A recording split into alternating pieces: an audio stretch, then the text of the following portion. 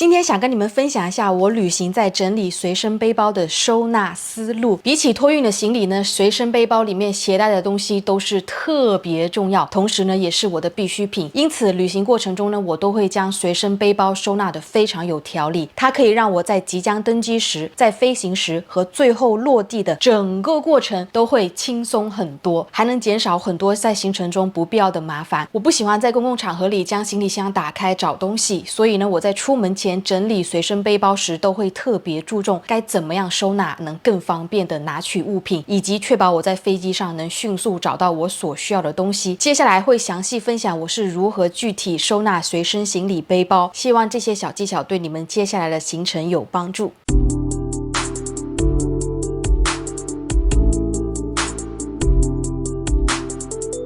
我曾经有几次旅行呢，是只带一个背包出门，旅行长达半个月到1个月的时间，所以我很清楚在选择背包上一定要有非常厚实的肩带。另外就是我的16寸电脑非常的重，基本上出门我都会将电脑带上，所以我的背包呢是一定要有额外的隔层用来装下这个尺寸的电脑。那第一点来讲一下，在旅行背包中最重要的东西就是我们的电子产品。大家都知道，电子产品几乎是我们旅行中最频繁使用的物品之一，无论是手机、耳机、充电宝，现在还延伸到了拍立得、CCD 相机、航拍飞行器，这些东西你绝对不想在需要用到的时候翻找半天都找不到，特别是在过安检时需要拿出电子设备，你更不想一边排队一边尴尬的翻包，所以我通常会把电子产品放在包的最外层，或者是包里专门的隔层里，确保我随手一拉开拉链就能拿到。特别是当你在过安检的时候，我是特别不喜欢前面排队的人慢拖拖的找东西，